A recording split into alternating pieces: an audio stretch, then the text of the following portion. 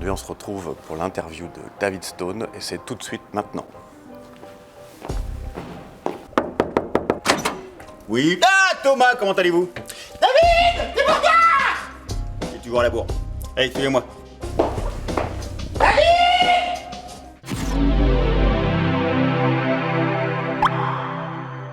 Bonjour à tous, aujourd'hui on se retrouve avec David Stone. Salut. Et on va parler un peu de lui, de ses projets, de son futur, de son présent. Bonjour David, merci de nous recevoir chez toi. Salut Thomas. Merci. Enfin, on se connaît depuis un moment. Ouais, on peut dire. Ça fait quoi, 20 ans 20 ans, tu te souviens? 20 ans déjà? Eh oui, on faisait des cercles virtuels magie à la maison. Mais comment ça se fait? J'ai 19 ans. Ah oui, c'est ça, moi aussi j'ai 29 là, tu vois. Vendredi prochain, je fête mes 29. 20 ans, ah bah ouais.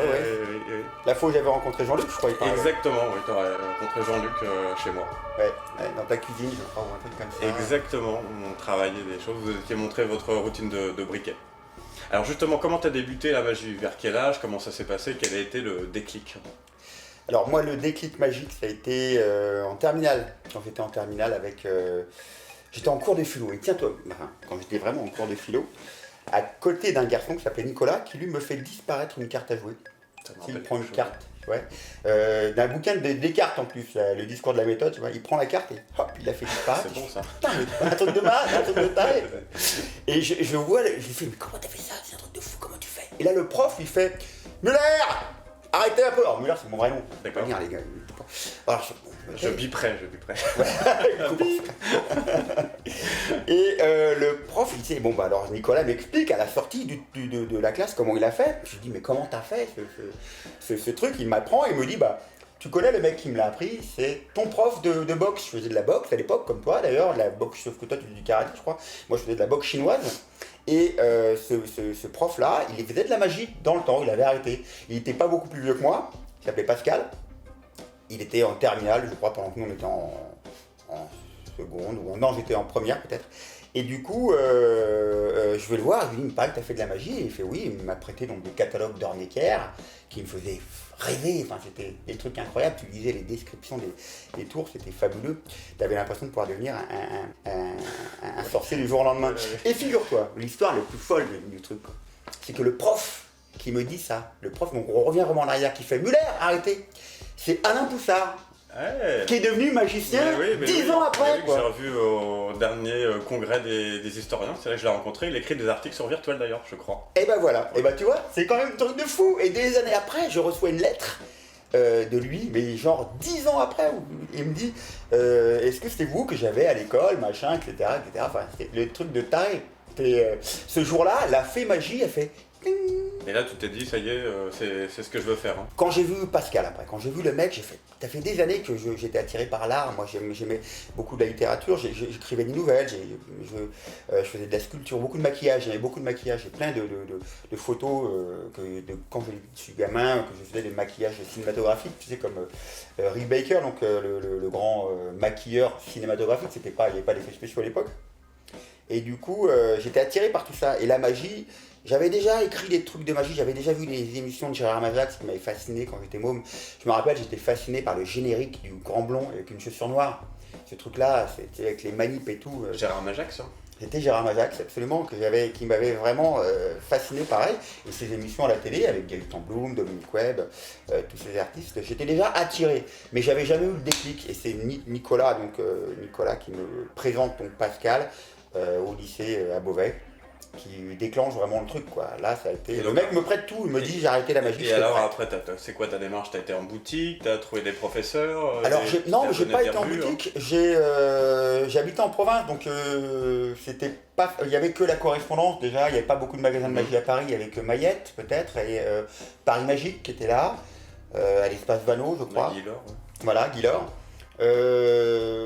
Donc du coup j'achetais par correspondance à Magix, donc chez Ornecker à Strasbourg, quelques tours de magie. Je pouvais pas en acheter beaucoup parce que les jeux de cartes coûtaient déjà super cher, c'était je sais pas, enfin à l'époque c'était très cher. Et mais j'ai acheté des pièces de monnaie en fait. J'ai demandé à mes parents, j'étais intéressé par les pièces, déjà parce que ça s'allumait moins vite que les cartes, tu vois. Et puis ça me semblait plus, je sais pas, plus féerique. Et donc alors tu Là, t'es quand même assez âgé, je pensais que t'avais commencé un peu plus tôt, quoi. T'as quoi, 16, 17, 18 ans, là? Là, j'ai 18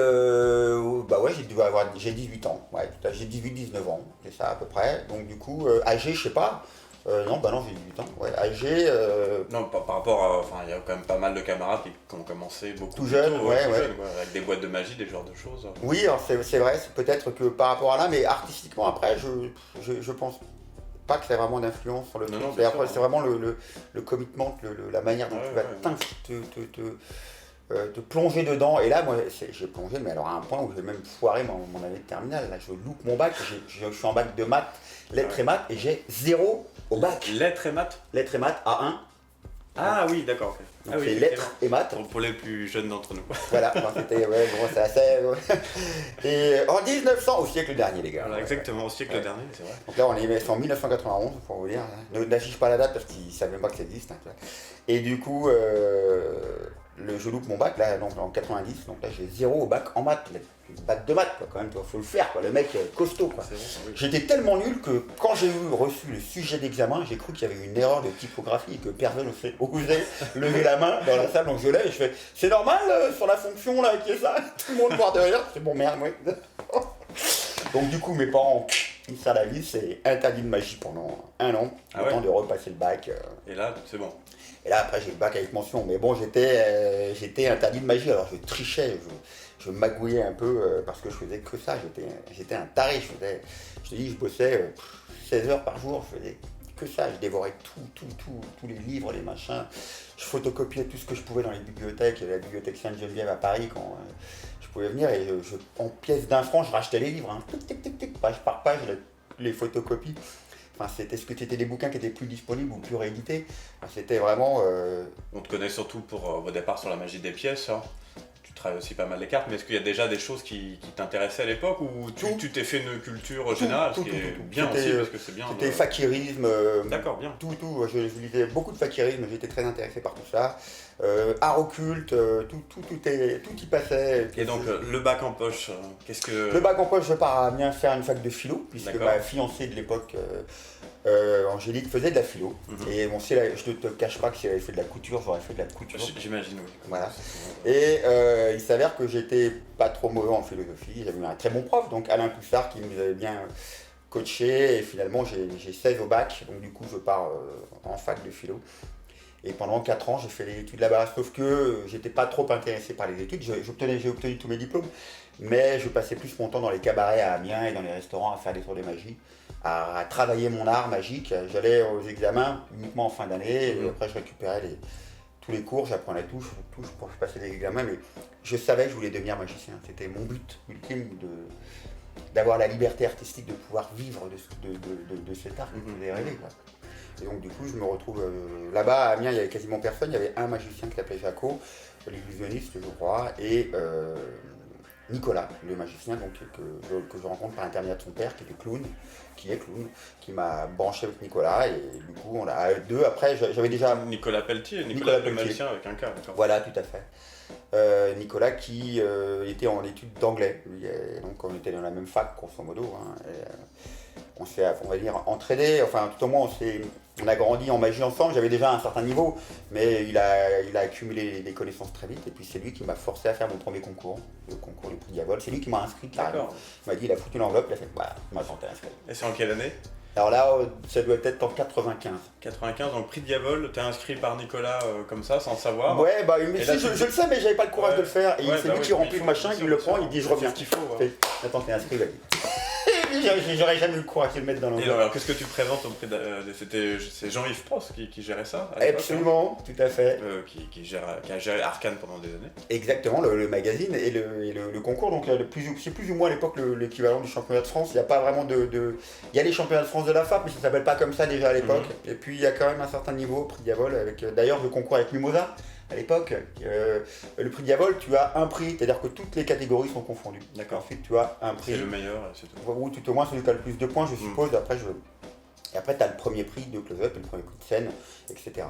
Et à l'époque, c'est Mimosa, donc, qui est un excellent artiste, magicien, clown, burlesque extraordinaire, qui concourt en même temps que moi.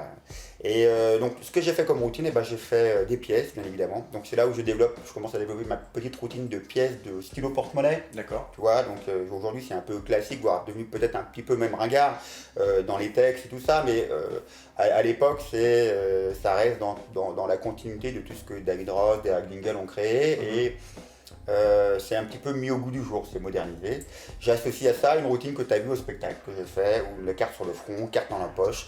C'est un mélange de Michael Klose, de Philippe Socrate et de vice-direction que j'ai ajouté. À la différence où je faisais apparaître les cartes dans ma poche, mais il s'avère que j'ai pas de poche. Ouais, finalement, j'avais fait coudre mes poches. Ouais, et agréablement surpris, je fais le concours avec Damien Vapro, mon copain donc, qui a créé le Splash Bottle et qui est le propriétaire de Magic Dream, qui vient avec moi faire le concours, et avec Arnaud de Bézieux qui nous accompagne de lui. Et Damien, en fait... Vous pouvez trouver les notes de conférence dans la boutique de VM. Exactement, voilà, tout à fait. Cinétique des pièces, justement. La cinétique des pièces. Cinétique. Arnaud, donc c'est lui qui m'a vraiment lancé dans la magie des pièces d'ailleurs, Arnaud. Puisque je connaissais un petit peu, c'est lorsque j'ai découvert la magie générale, comme je te l'expliquais, les gobelets, les anneaux chinois, les machins avec Pascal.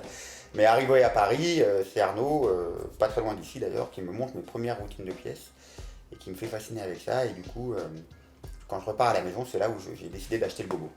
Bon, on est en train de mélanger un peu, il va falloir faire un montage là, pour les explications. Non, les mecs ici vont se dire, mais c'est compliqué, dis donc. Non, c'est passionnant. Donc là, on est à Diavol, et donc qui a le prix finalement? Tu gagnes? Bah oui, c'est moi, donc je gagne. Donc tu bats Hervé Mimosa. Voilà, je bats, façon de parler. Hein, oui. Il y a aussi un copain que je rencontre, que je découvre là-bas, un garçon extraordinaire, très très talentueux, spécialisé en tricherie, qui fait Olivier Twist à l'époque, qui s'appelle Olivier Twist. Et qui fait une routine géniale de cartes signées dans une télécommande 20 ans avant ce projet. C'était vraiment super. Et donc ce prix en poche, ça me donne courage pour m'inscrire à la Colombe d'Or, qui est donc à l'époque considéré comme l'un des meilleurs concours européens. Et du coup, j'y vais un peu... Qui est à Jouan-les-Pins, donc dans le sud de la France. Hein, voilà. Et qui est géré par Jean-Pierre Valarino. Voilà, Jean-Pierre Valarino, Audouin Rambaud. Il y a souvent Arthur... Il y a Gérard Mazac aussi qui travaillait. Donc, Arthur Tivoli y est souvent. Et c'est donc je crois qu'il existe encore, enfin je sais plus. Mais... Je crois que c'est fini. Ah d'accord, c'est fini. En tout cas, tout au moins, c'est un concours prestigieux à l'époque, et de close-up. Et pour la première fois, c'est un concours qui a lieu vraiment aux tables. C'est-à-dire que là, tu n'es pas derrière ta petite table. Oui. Tu passes de table en table, et en fait, chaque table est un jury. Exactement. Ce qui en fait une première européenne. Et surtout, voilà. Et là, c'est plus dans mon élément déjà, puisque j'ai fait, à l'époque, dès que j'ai commencé la magie, 2 mois après, j'ai tout de suite travaillé en table à table. J'ai trouvé un restaurant juste à côté de chez moi, une petite pizzeria où je leur ai proposé de faire de la magie tous les samedis. Et j'avais un petit salaire, mais c'était vraiment l'expérience qui me nourrissait. Hein. C'est ça qui était... J'étais tellement content, même si je n'avais pas été payé, j'aurais presque fait. Mais c'était d'autant plus gratifiant d'être rémunéré. Mais j'avais donc plus l'expérience du table à table, peut-être que d'autres artistes qui étaient déjà sans doute meilleurs que moi techniquement, mais qui avaient moins l'habitude. Là, ça fait déjà 3 ans, peut-être 3-4 ans, que je tourne à Amiens, machin. Donc j'ai fait plein de restaurants. Et juste avant la Colombe d'Or, juste avant de passer le concours, il y a un restaurant à côté du casino, et bim, je suis allé faire mon numéro à 4 tables, bam, bam, bam, bam, bam, juste en sortant de l'hôtel. Donc je suis arrivé dans le concours, j'avais déjà fait mon numéro 4 fois, j'étais déjà chaud. En fait, les mecs ne le savaient pas. Moi j'ai fait quelle table? J'ai l'impression de faire la 5e. Ouais, bien sûr. Et alors, donc, tu gagnes le prix, j'imagine, hein? Alors, je gagne le prix, ouais, encore une fois. Donc, à mon avis, on a soudoyé tout le monde à l'époque. Hein, c'était... Sur le micro. Ah, pardon, oh, pardon. Ouais. Non, j'ai cru qu'il me faisait les heures. Je me suis dit, attends un petit peu. Et du coup... Si vous regardez la vidéo jusqu'au bout, c'est à la fin. Et donc, du coup, voilà. Ouais, donc qu'est-ce que ça t'amène, ce prix? Alors, surtout de la notoriété. En fait, surtout de la notoriété, et ça crédibilise un petit peu. À l'époque, j'ai déjà, je crois, que ma cassette sur les pièces est sortie. Je suis pas sûr, mais... Donc, on est en 95, 96? Ouais. 95, je crois qu'en 95, la première vidéo est sortie sur la magie des pièces. Déjà ah ouais, en novembre 95. Tout au moins, elle est peut-être tournée en novembre 95. Pas 4 ans. La magie, ouais. Bah ouais, mais bon, quand le mec il fait que ça, je faisais que ça, j'étais un autiste. Donc tu avais déjà rencontré le producteur Stéphane Jardonnel, oui, je l'avais rencontré dans sa boutique. Ouais. C'était le seul mec qui avait monté une boutique et il me laissait tout tripoter. Donc tous les autres, les boutiques, t'avais un cadre assez strict, très formel, et Stéphane il s'en foutait, il te laissait tripoter, machin, tout ça et tout, donc c'était le bonheur. Moi, comme il me le racontait, je cassais la moitié des trucs. Mais bon, c'est le bonheur pour toi, mais pas pour lui. Bah lui, visiblement, il s'en fichait un petit peu, il était content de nous voir, c'était un peu le petit bonheur, la chance là-dedans, et c'est peut-être pour ça que la boutique n'a pas fonctionné, mais en tout cas, ça m'a permis de jouer avec plein de choses et tout ça. Et lui, il avait fabriqué des pièces de 5 francs géantes à l'imitation des pièces de 5 des pièces de dollars américaines. Sauf que comme il n'arrivait pas à vendre les dollars, les pièces de 5 francs, bah, il s'est dit on va faire une vidéo sur les pièces dans le but de vendre ces grosses pièces. Et il s'avère que la vidéo a fait un carton. Alors peut-être qu'elle a été tournée en novembre 95, mais qu'elle est peut-être sortie en 96. J'ai plus la mémoire des trucs. Mais... donc il vient de voir et te dit tiens on va faire une vidéo. Toi tu te dis tiens il faut que je propose du matériel qui est à moi, donc il faut que je le crée. C'est des choses que tu avais déjà. Dans quel état d'esprit tu t'es mis Je sais que t'es un bûcheur. Il y a des gens naturellement, tu leur donnes un truc, ils y arrivent. Toi j'ai le sentiment que t'es un peu plus comme moi, il faut bosser. Oui voilà, il faut au moins faire un truc bien quoi. Ouais. Donc du coup quand il m'a dit ça, au début j'ai refusé parce que j'avais peur en fait. Une vidéo à l'époque, c'est pas comme une vidéo comme on sort aujourd'hui. Oui. Tu vois, quand tu as une vidéo, c'est un événement, c'est comme un film presque, comme un film au cinéma. Aujourd'hui, on fait des choses là comme on les fait maintenant avec la facilité qu'on a de les mettre en ligne et tout ça, ça n'existe pas du tout. Donc on est vraiment dans un univers où une vidéo cassette qui sort, c'est quand même quelque chose de très important. Il y en a 3 qui sortent dans l'année, peut-être 10 au niveau mondial. Tu vois, donc c'est pas anodin. Donc, et puis tous mes potes autour de moi me disent pareil, t'es pas très près, le mec ça fait 4 ans qu'il fait de la magie, t'as pas la culture, la connaissance. Bon, j'avais dévoré tout ce que j'avais pu trouver en magie des pièces dans les bouquins, puisque les vidéos, elles étaient en NTSC, donc on n'arrivait pas à les lire, les vidéos américaines, donc c'était compliqué. Tout à fait, c'était compliqué. En fait, pour les plus jeunes d'entre vous, à l'époque, il y avait 2 systèmes de cassettes vidéo. Tu avais le CCAM, qui était un truc franco-français, et le NTSC. Exactement. Pour les Américains. Et quand vous mettiez du NTSC, vous voyez la vidéo en noir et blanc. Noir et blanc, et alors en plus, comme c'était des copies. Oui, 2 copies pirates de la NTSC, t'avais l'impression de regarder un film porno sur Canal+. Voilà, il y avait des banques qui apparaissaient, c'était très très compliqué parce qu'il y avait un espèce de système qui empêchait la copie, qui marchait plus ou moins. En fait. Voilà, donc on regardait les vidéos noir et blanc de Michael Amar, mais tu devinais la magie, tu la devinais plus que tu la voyais. La première vidéo que j'ai achetée, c'est la tienne, hein, avec celle de Bernard. Je sais pas laquelle des deux, mais quand j'ai rencontré notre camarade Frédéric de la Taille, en fait, qui pareil m'a fait les mêmes choses que toi, qui m'a bluffé. Il m'a dit achète des vidéos et j'ai acheté la tienne. Donc tu vois. D'accord. Et toi tu travaillais chez Eidos? Non, j'étais dans une agence dans une société d'édition qui s'appelle Le Book Édition, et lui, comme il faisait des études d'attaché de presse, il est venu et puis il a commencé à nous faire des trucs et moi ça m'a fait mal au crâne. T'as vu comment comment un parcours vrille quoi. C'est ça qui c'est en une seconde. Imagine que j'avais pas rencontré ce mec n'avait pas fait apparaître la carte dans le cours de Alain Poussard, j'aurais peut-être fait totalement autre chose. C'est ça qui est fou, c'est que être à l'écoute de tout ce qu'il y a autour de soi, garder ce côté curieux, cette curiosité qui peut animer. La vie peut changer du jour au lendemain, juste pour une apparition de carte ou un mec qui t'a fait un truc, s'il n'était pas vieux ce jour-là. Peut-être que t'étais attiré. Pas de VM, vous imaginez, vous faites chier, il y avait votre ordinateur tout seul, pas pouvoir vous engueuler entre vous, courir d'un vide, putain c'est de la merde. Mais il n'y avait pas de forum. Il n'y avait pas de forum, il n'y aurait rien. Là, il y aurait peut-être autre chose, mais bon, voilà. Donc on en était à la vidéo de... Sur les pièces qui va sortir, juste donc, avant ou après le concours du Diavol, où la cassette fait un petit carton, effectivement, donc à l'époque on en parlait, on disait que c'était un peu nouveau. La vidéo elle se vend à beaucoup d'exemplaires, 1000 exemplaires en très peu de temps, ce qui est déjà beaucoup à l'époque. Quoi. On est sur du physique, hein, je vous rappelle, c'est des cassettes, il faut se déplacer, il n'y a qu'une seule boutique, enfin c'est revendu un peu partout, mais il n'y a pas autant de boutiques. Quoi qu'à l'époque, Paris devait être la ville au monde où il y avait le plus de boutiques de magie. Je crois que j'en avais référencé. Quelques années après. Il y en avait 12 boutiques de magie à Paris. Au début des années 2000. Internet est passé par là. Internet est passé par là. Ça, ça a fait le ménage un peu partout. Ouais. La vidéo fait un carton, du coup on tourne le volume 2. D'accord. Et on en était où On en était où les amis? Puis le volume 2 m'ouvre un peu les portes des États-Unis parce que Stéphane Jardonnay décide de partir aux États-Unis. Doubler les cassettes en anglais. Travailler chez Murphy, je crois, c'est ça? Exactement. On est parti travailler chez Murphy's Magic, qui est un distributeur. Un des plus gros, enfin à l'époque était sûrement le plus gros distributeur de magie dans le monde. Voilà. Et c'est peut-être toujours, d'ailleurs, actuellement. Et du coup, les Américains adorent le produit. Et c'est ça qui m'ouvre un peu les portes des États-Unis pour démarrer les tournées de conférences telles que je les pratique aujourd'hui, en fait. Donc là, je découvre vraiment le métier. Déjà, j'apprends l'anglais, qui n'est pas gagné. Ensuite, je fais des tournées un peu là-bas aux États-Unis. Je deviens plus connu là-bas outre-Atlantique qu'en France. C'est souvent un peu le cas d'ailleurs. L'une des prophètes dans son pays. Voilà.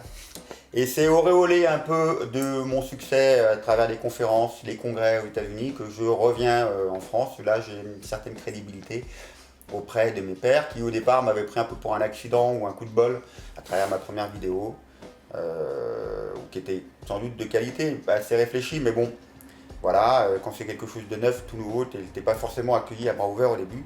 Et puis c'est là que je décide de faire la couverture à poil avec Magicus pour...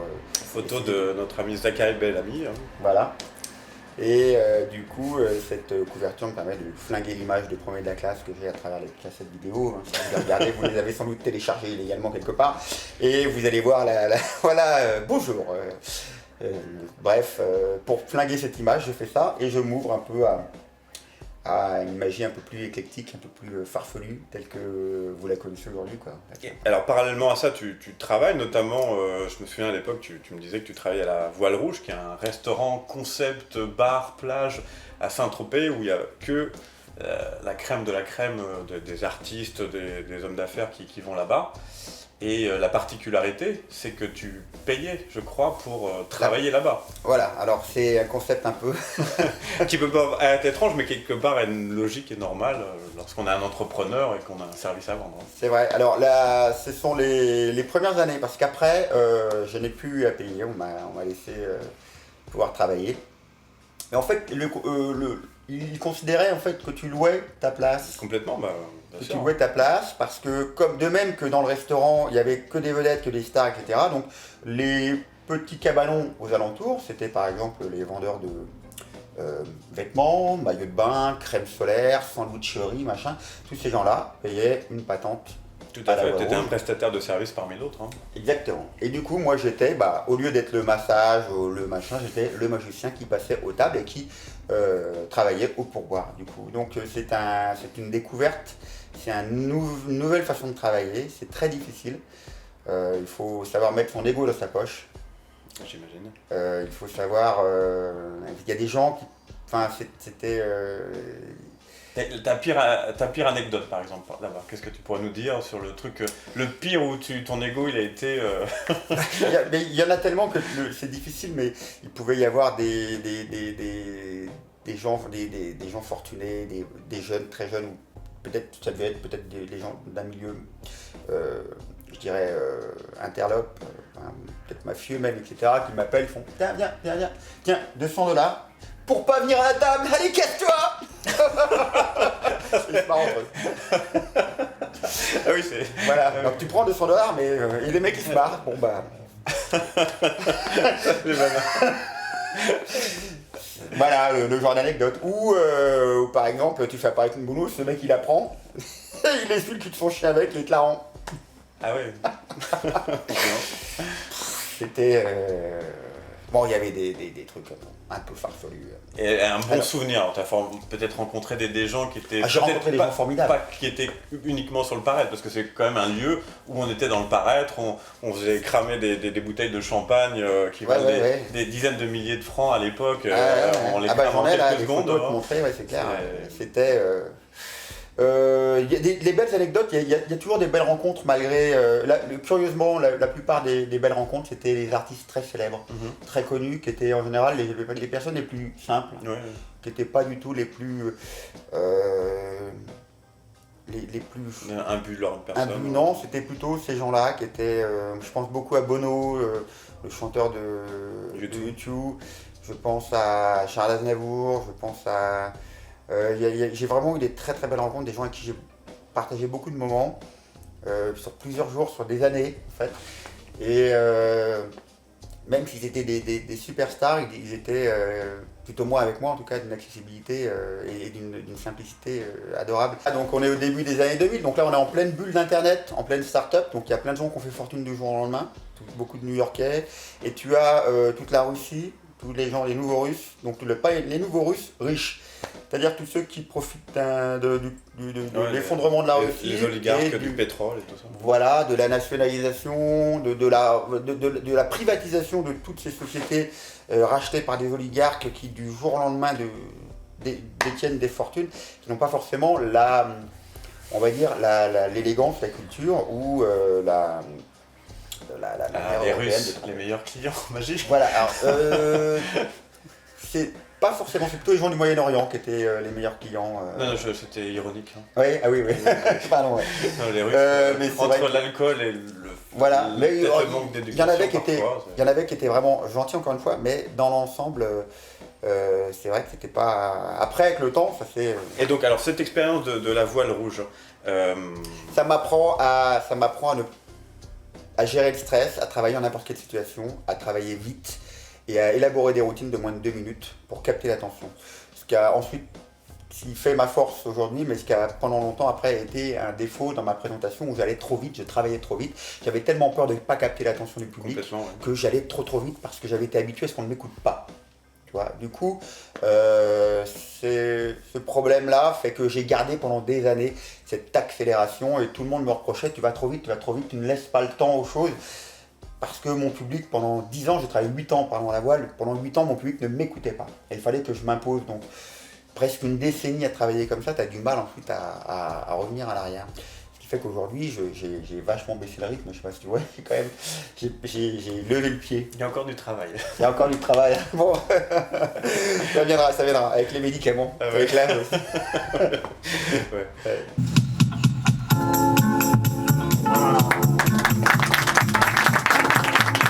Donc là, après la voile, qu'est-ce qu'on... je fais la FISM. Ah oui, la FISM, alors c'était en quelle année ça? C'était 2006. C'était Stockholm, Jean-Luc Bertrand. Toute l'équipe de Jean-Luc Bertrand, voilà. Où on a... Vous avez les photos sur virtuel, mais compte rendu en direct, en compte rendu, à l'époque je faisais ça minute par minute, je courais à la salle et je faisais les comptes rendus, il y a des centaines de photos et c'est là ton couronnement. Ouais. Parce qu'à l'époque en plus, c'est un nouveau changement, ils décident de créer un champion du monde close-up, et pas seulement, en général c'était de la scène qui gagnait. Tout à fait. Et donc là il y a scène et close-up, et en plus, comme il y a la télé, ils font une espèce de super finale. Super finale où tu rejoues l'intégralement c'est-à-dire que double stress, deuxième punition. Et en plus tu la prends 2 jours avant, tu la prends pas avant, t'es pas au courant, toi tu t'es dit que t'as fait le concours, c'est bon, c'est passé, tu sais, t'as même pas changé de vêtements, tu les as jetés à la poubelle tellement t'as transpiré. Et là, ah non, petite surprise, on refait la même et t'as pas les résultats. Et eux, ils doivent connaître déjà les résultats. Mais toi, t'es encore en train de te dire, j'ai peut-être gagné. Et donc, t'es re-stress, tu vois. Alors, t'as des belles images. Cela dit, je ne le cache pas. Vous pouvez les voir sur mon Facebook, d'ailleurs, des extraits. Mais... donc là, tu crées une routine de... Alors, j'ai créé une routine intégralement avec... totalement nouvelle. À l'époque, j'avais fait déjà une routine... pas pour la FISM, mais une routine où je fais apparaître des vers que j'avais développé juste pour une émission de télévision, pour Gilles Arthur. Je m'étais amusé à l'écrire et la faire, et donc tout le monde pensait que j'allais faire ce numéro à la FISM, mais en fait non, je réécris un truc, l'histoire d'un serveur maniaque, donc qui fait apparaître tout sur la table. Il est maniaque et en plus donc il est gay et maniaque, ce qui fait qu'il a énormément de clichés, de précision, d'assurance, de choses très clean. Et du coup, ce personnage-là va faire apparaître tout sur la table pour élaborer une table et recevoir ses 2 invités, en l'occurrence les spectateurs. pas remarqué qu'il était gay. C'est ça que t'as dit, gay? Ouais, il est gay en plus, ce personnage. C'est Jean-Luc qui avait insisté pour qu'on joue sur un personnage gay pour casser mon image de séducteur. D'accord. Et puis pour aller à l'encontre des magiciens qui toujours draguent les filles, machin, etc. C'était pour mettre en avant. La majorité de mes potes étaient gays en magie, donc je me suis dit, tiens, c'est marrant de mettre ce personnage en avant plutôt que de jouer sur le cliché du magicien alpha mâle qui va forcément être draguer la fille et voilà et être un peu dur avec le mec. On fait l'inverse, tu remarqueras dans le numéro, à la fin j'embrasse le mec, j'embrasse pas la fille, enfin bon, s'il y a des petits... et donc à l'issue de ce concours, c'est quoi le résultat? Alors je gagne un 3e prix. Du coup, c'est super, c'est une chance. Je ne me rends pas vraiment compte encore sur le moment parce que je suis plutôt à l'époque dans l'élaboration du DVD de Winslow of Magic, donc c'est vraiment ça qui importe. On a travaillé 3 ans de notre vie avec Jean-Luc et toute son équipe sur ce film, donc c'est plus là-dessus qu'on est mentalement. Mais le concours, c'est une opportunité, une publicité énorme pour le film, une méga pub. Et là, par contre, du coup, du jour au lendemain, je me retrouve, je m'étais fait connaître aux États-Unis, mais après, là, j'ai des tournées mondiales partout dans le monde entier. Du Japon, l'Australie, machin. Donc, je me retrouve du jour au lendemain à jouer dans 19 pays. Pas forcément ton numéro, mais au moins les tournées de conférences, les trucs. Alors, il faut entretenir, ça tombe pas du ciel, attention. Hein, c'est à toi de te manifester, de te faire remarquer, de dire aux gens j'ai gagné tel prix, j'aimerais pouvoir faire. Ah bah oui, tiens, pourquoi pas. Si t'attends, ça marche pas. Là, je vais partir en tournée en Chine, c'est parce que j'ai fait vous savez que j'aimerais bien pouvoir faire une tournée en Chine. Ah bon, bah, génial, pas de problème. Donc là, rien ne tombe du. Voilà. Jamais rien ne tombe du ciel, tu vois. Et là, j'y pensais encore, je me disais, c'est moi toujours qui fais la démarche, machin. Là, au Forêt, j'étais au Forêt, je fais, tiens, dis donc, t'as pas besoin d'un mec pour une petite tournée en Chine? Bah ouais, tiens, bonne idée. Bim, t'as dit en Chine. Non, t'as pas besoin de quelqu'un, d'un mec. Au Forêt, oui, j'étais au Forêt, pardon. Au FFF, c'était le congrès, un congrès de magie à Buffalo. Vous trouvez un article sur l'histoire de ça par Boris Wilde sur Virtual Magie, bien sûr, et un compte rendu qu'il avait fait il y a quelques années. Sur les 4 F, voilà. Les 4 F, voilà. C'est un congrès de magie. Flicking, Fletcher, Finger. Flicking, Frolic. Frolic, voilà, Fletcher, Finger, en tout cas. C'est un congrès avec la crème de la crème en termes de close-up pendant 3 ou 4 jours, c'est ça, à Buffalo. Voilà, pendant 4 jours, c'est que des gens invités. Tu ne peux pas y aller, tu peux être que invité. Exactement. Et toi, tu l'as déjà fait combien de fois alors? Une douzaine de fois. Ah, quand même. Hein. Mais c'est toujours un peu flippant parce que tu dois toujours passer. Oui, bien sûr. Un numéro. Chacun doit présenter quelque chose. Hein. Voilà. Et les 3 premières années, tu es obligé de présenter quelque chose. Après, moi, on me colle tout le temps quelque part. À la 12e, il dit non. non, David, je suis obligé quand même. Et puis, mais c'est surtout, t'as tellement tous les mecs que tu vois, c'est tous des gens qui t'ont fait rêver, donc c'est un peu stressant en cours. Moi, je suis assez sujet au track, donc du coup, c'est pas toujours facile. Donc, les 4 F, l'afisme. Alors, tout ça, finalement, ça t'entraîne dans un univers purement magique. On pourrait s'interroger, est-ce que en dehors de l'univers de la magie, est-ce que tu travailles pour les moldus? Alors non, pas du tout. Donc je fais une fois par an, je travaille pour un agent dans le nord de la France, où je fais des arbres de Noël. D'accord. Mais tais-toi, moi, ce sont des spectacles que je monte 15 jours avant, machin, il n'y a pas de rigueur, il n'y a pas de truc, c'est juste du blablabla. Les professionnels qui m'écoutent savent de quoi je parle. Moi, je ne me suis pas investi dans un spectacle que je joue 3-4 fois dans l'année uniquement, donc c'était vraiment du remplissage. Je n'ai pas de carte de... Je travaille un petit peu, pendant quelques années, j'ai fait de l'événementiel. Mais à partir de 2006, j'ai totalement arrêté, donc j'ai fait, hormis la voile rouge, j'ai quasiment pu travailler après pour le grand public. J'ai pas de carte de visite à l'époque, j'ai un site web avec une adresse mail qui fonctionne pas, et ça m'intéresse pas, donc du coup... C'est vrai.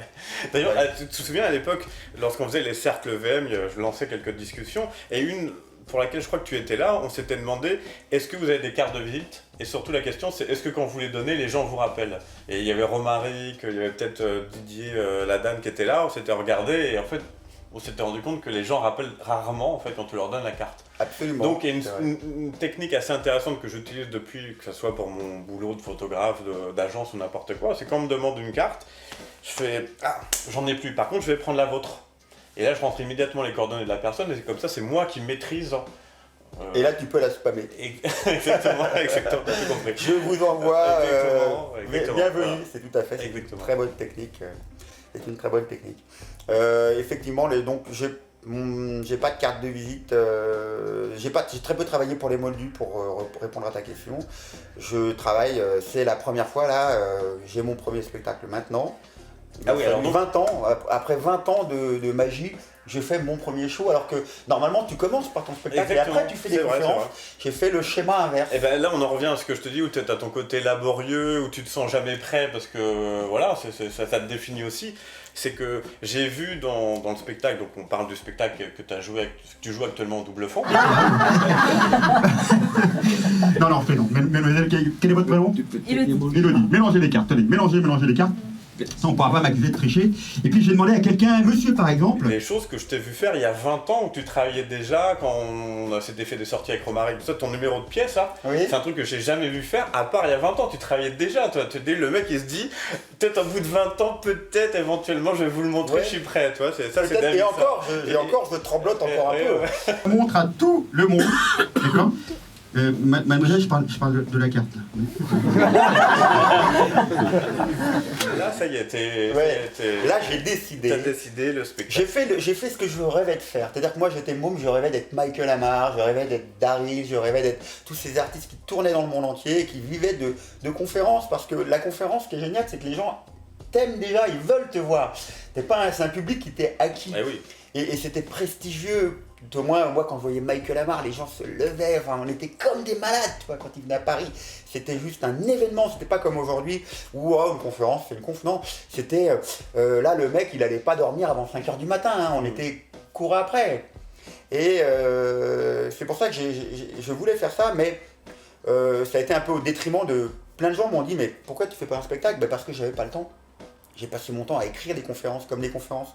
J'ai tendance à les écrire un peu comme un spectacle, ou tout au moins à les mettre en scène comme quelque chose qui va être divertissant, ou qui va capter l'attention.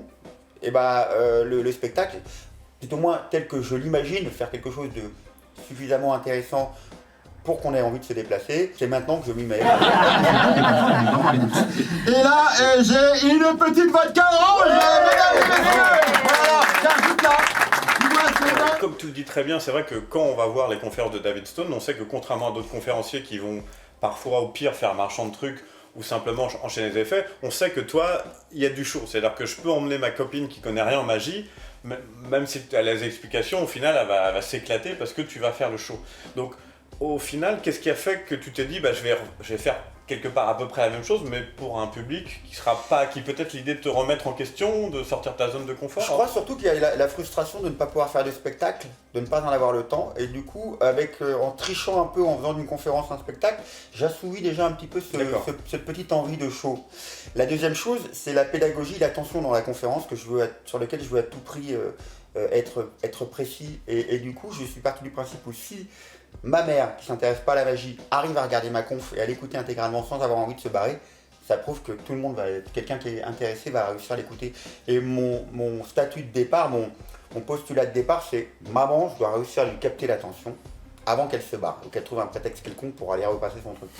Alors on est d'accord, mais alors, justement, si je suis ce que tu dis, et pour moi c'est déjà le cas, c'est que tes conférences, c'est déjà des spectacles. Donc toi, qu'est-ce qui a fait que tu t'es dit, je veux plus, je veux différent, parce que tu fais déjà des spectacles pour moi, c'est... Ouais, je veux pourquoi j'ai créé le spectacle avec le double fond? Voilà. Je crois, d'abord je suis tombé dans un piège en fait, le piège de goûter au spectacle, parce qu'Alexandra et Dominique Duvivier m'ont proposé de jouer à 3 avec eux dans un spectacle. C'est vrai. Joué l'année dernière, 8 fois, ou une dizaine de fois seulement, qui s'appelait Magie Parallèle, et qui a été une expérience qui m'a vachement plu, en fait. Déjà, je connaissais pas vraiment le public comme ça, le spectacle au double fond est quand même particulier, parce que les gens sont très très près. T'as des profanes, t'as des magiciens, évidemment, mais t'as également plein de gens qui ne connaissent pas du tout la magie. Donc t'as des réactions qui sont complètement différentes, et c'est un peu agréable parfois d'avoir à simplement mettre un foulard dans un faux pouce et t'apercevoir que tu déclenches une émotion et de la vraie magie chez les gens, autre que celle que tu vis avec tes confrères. Tu vois un regard, une émotion, une interrogation dans le public que j'avais oublié à travers 20 ans de magie adressée uniquement aux magiciens. Et j'ai pris plaisir avec Alexandra et Dominique à trouver une forme de rigueur de travail qui est encore plus rigoureuse que celle de la conférence, où vu que c'est un peu hybride ma conf, si je fais des erreurs dans la conférence, les magiciens vont dire c'est pas grave, c'est une conférence. Si je fais des erreurs dans la partie conf, c'est pas grave, on s'amuse, on est là. Donc ils vont pas m'en vouloir de la même façon. Alors qu'un spectacle, tout au moins à Paris, capitale de la France et voilà, il y a une certaine, disons, un standing peut-être à respecter. Si tu veux, toi, te mettre à la hauteur des lieux, déjà, à la fois du double fond et à la fois de la capitale, c'est pas pareil. Donc du coup, j'ai découvert avec Alexandra et Dominique ce sont des gens qui travaillent beaucoup. Ils font quand même un spectacle par an au minimum, voire 2 nouveaux par an. C'est énormément de travail. Ils n'arrivent pas, ils font pas 3 tours de magie comme ça. C'est écrit, c'est concis, les lumières sont bossées. Moi, j'ai répété avec eux, je sais que et ils répètent énormément. Ils sont aussi cinglés que moi sur les répètes, sur le travail, sur la rigueur du truc. Après, je connais d'autres artistes qui ont peut-être moins besoin de travailler que nous, mais eux, ce sont des malades de travail, des malades de répétition, et c'est un univers qui me va très bien, comme moi je suis un traqueux, hein, j'ai toujours le trac, les répètes me rassurent, et du coup, je me suis senti tout à fait dans cet élément avec eux. Donc je suis tombé dans le piège de goûter, ils m'ont fait goûter. Je soupçonne également Alex de savoir à l'avance, d'avoir su que je risquais de prendre plaisir un peu à ce contact avec le public. Et du coup après je leur ai demandé est-ce que je pourrais avoir l'opportunité d'avoir mon spectacle là-bas.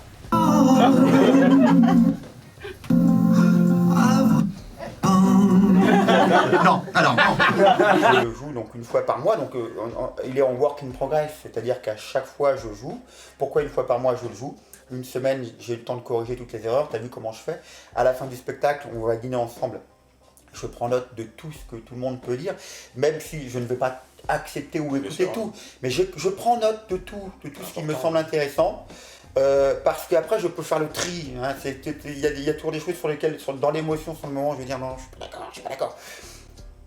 Mais peut-être que derrière, alors, ça veut pas dire que j'écoute. Il y a toujours une vérité. Hein. Voilà. C'est la vérité, c'est peut-être pas la vérité, mais c'est une vérité. C'est une vérité, donc je l'écoute et ça m'intéresse de l'écouter, j'aime bien. Moi, ce que j'aime dans mon spectacle, c'est qu'est-ce que tu n'as pas aimé.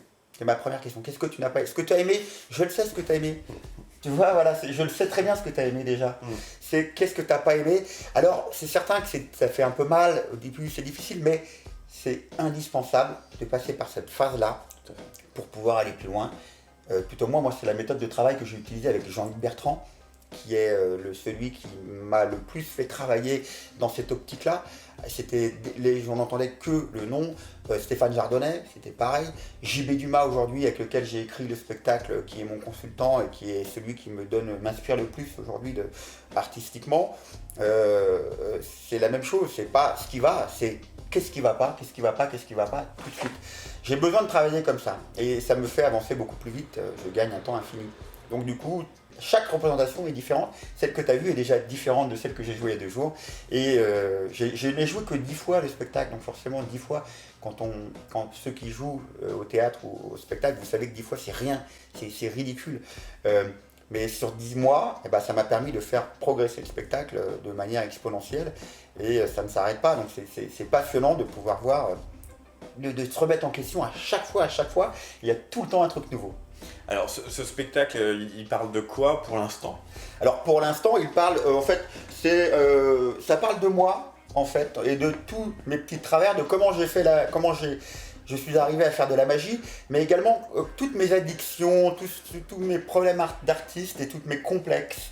Comment je parle beaucoup d'alcool, de tout l'univers du show business, de la drogue, du tabac, des addictions, de mes complexes, du trac, de mon cheveu sur la langue. Je parle de tout un petit peu, ce qui fait que j'ai fait de la magie en fait et comment j'ai canalisé tous mes complexes à travers la magie.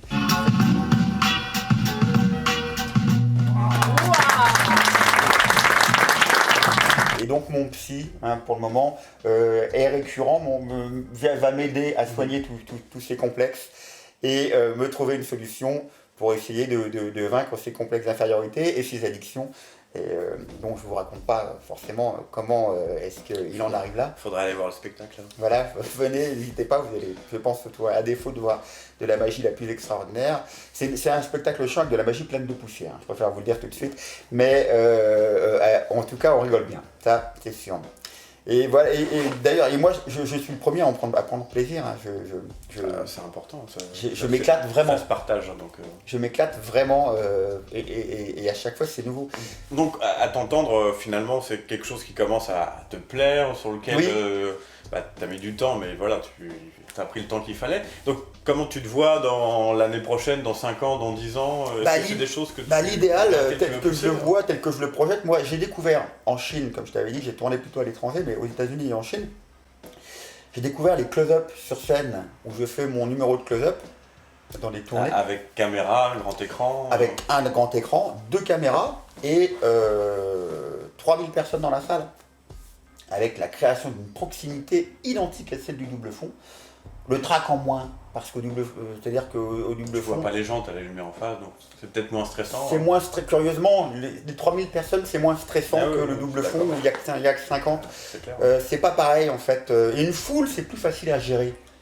Curieusement, c'est plus facile à gérer une foule. Personne va faire dans une 3000 personnes. Ouais, je suis pas d'accord. Le mec, il va pas se lever. Donc du coup, et même s'il se lève, on le voit pas. Donc, du coup, curieusement, c'est pas pareil. Et j'aimerais faire ça en France, faire ça en Europe, importer cette manière de travailler qu'on a en Chine et aux États-Unis. Du close-up de scène. Close-up de scène, alors bien évidemment en vrillant un petit peu, en trichant avec des choses un peu plus grandes. Bien sûr. En intermédiaire. Pas forcément de la grande illusion, hein, mais vraiment des choses un peu où tu peux avoir une disparition ou un truc ou un machin, où j'ai déjà des idées en tête et avec JB on a déjà écrit des choses.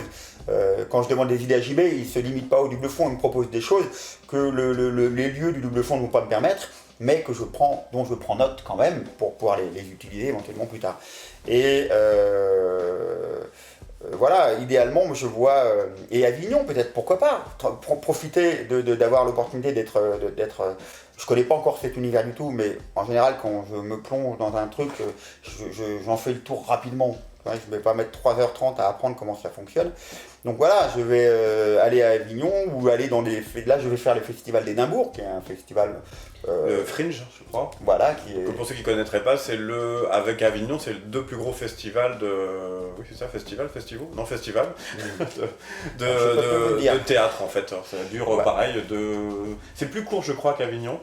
Mais vous avez des milliers de spectacles. Alors comme c'est en langue anglaise, c'est plus dur. C'est plus dur, et puis si vous touchez l'international, par contre, ça va être beaucoup plus intéressant. Eric Antoine l'a fait, je crois. Ah d'accord. Ouais, il a fait une année. Alors c'est plus difficile, mais en tant qu'étranger, c'est toujours plus facile, on passe toujours pour exotique. Exactement. Donc, surtout avec l'accent français. Voilà, avec le petit accent français, avec ce petit truc, ça fait toujours... ça me stresse pas, en tout cas. À mon avis, ça me stressera moins que de faire quelque chose comme Avignon. Et ensuite, on verra. Après, je vais laisser faire les choses. Je vais déjà aboutir à ce que je veux, à tel que j'imagine la chose, être satisfait. Et avant d'en arriver à là, j'ai encore du boulot. Venez voir le spectacle. N'hésitez pas à m'écrire, à me donner vos avis derrière, ce que vous en avez pensé. Pas ce que vous avez aimé, je le sais déjà, ce que vous avez aimé, parce que j'ai vu vos sourires, je vous ai vu applaudir. Ce que vous n'avez pas aimé, ça m'intéresse beaucoup plus, ce que vous n'avez pas aimé. Même si je ne vais pas le prendre mal, au contraire, ça me nourrit, ça m'enrichit. C'est comme ça que j'avance, moi. Et même si je suis pas d'accord avec vous, j'ai pas besoin d'être d'accord. C'est juste me dire pourquoi il a pensé ça, lui. Tiens, c'est marrant qu'il ait pensé ça. Voilà. C'est ça qui me plaît. Parfait. Merci à toi, David. Et peut-être à dans 20 ans. Ou avant 20 ans. Bon, j'espère bien avant, moi. Merci beaucoup. Merci à vous de m'avoir regardé. Salut. Sur Virtual.